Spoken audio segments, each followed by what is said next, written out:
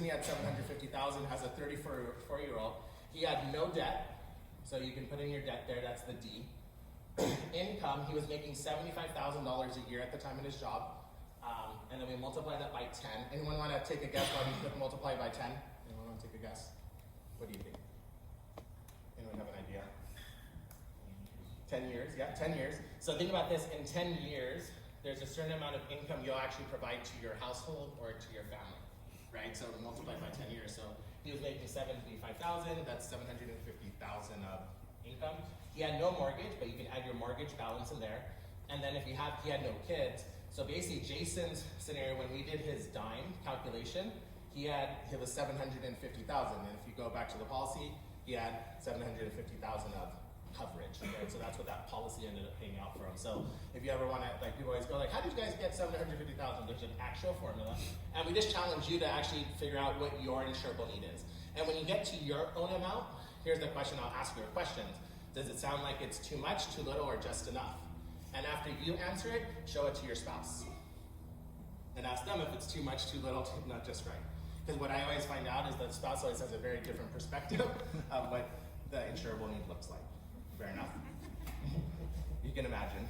This is why in our appointments and when we help families, we actually don't do this separately. We actually encourage couples and families to do it together. And if they're not married, still they should talk about it. And if they're single, no problem. Who do you make all your financial decisions with, or who would be your beneficiary? We have that conversation with them because we want their perspective of it too. Because here's the deal: if you end up leaving a benefit to someone, where does that go? So next slide, Jen. You had it.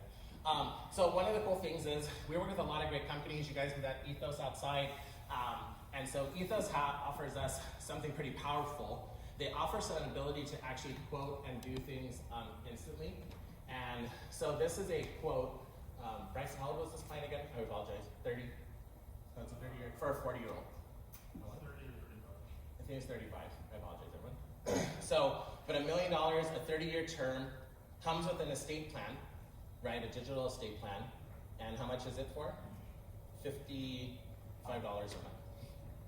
Would that be pretty good? As a 35-year-old, you get a $55 $1 million coverage, and this has living benefits. Yep. Little cheaper than sushi, right? Right? And imagine having a similar story. So, families are not properly protected for a death in the family. Go ahead and Jay, next slide. One of the things that we talk about is, again, we're talking about this Income Protection Foundation, is there's lots of different stories. How many of you guys have ever donated to a GoFundMe for someone who's passed away or gotten sick?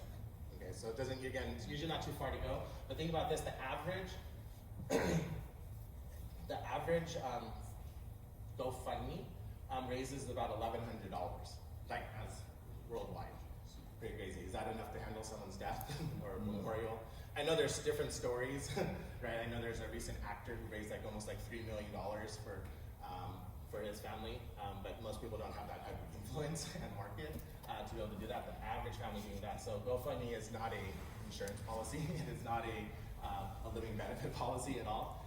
And so we just want to make sure that people understand how it could look like. Jay, next slide. So we work with a lot of companies, sometimes clients who are less healthy or older may approach things called final expense. Who's heard of final expense before? So it's a little different policy. It's a whole life policy, meaning it's permanent and it's designed to do what? Pay for final expenses like memorials, funerals, whatever services that just need to be handled when someone passes away. Because that's the reason why GoFundMe happens. That money is typically not we're trying to replace income, it's trying to just pay for the services, right? And all of those things, and funerals and memorials and even cremations, and all that costs a lot. So we work with two amazing software companies that allow us to offer instant issue policies. Next slide, Jay. I just want to share a quick story. This is my mom. And those are my kids. They're no longer this little, as we're talking to Joshua this way. The picture is cute.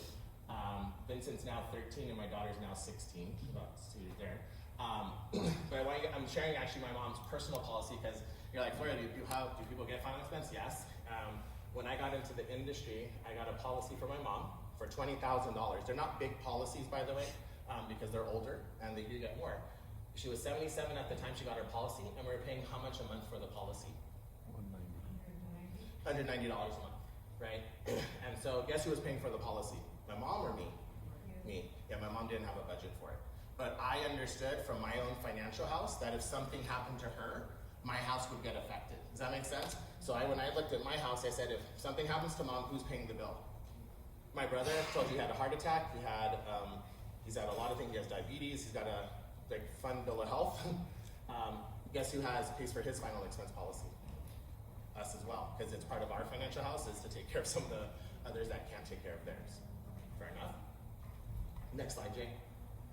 So I want you guys to know, and when my mom did pass away, that policy came into effect, and many companies who do final expense, they're able to usually issue those policies or those death benefits within less than a week, right, to the families, and then handle what you need to handle. So again, we work with Ethos, and the reason we share this is just to give you guys different ideas. This is for a 60-year-old, but a 6-year-old for $50,000 of a whole life final expense policy, $170 a month for $50,000, right? So just giving people perspective of that. If you have loved ones that are older, sometimes if something happens to them, who's going to be taking care of the responsibility? I've sold and helped many families who have children.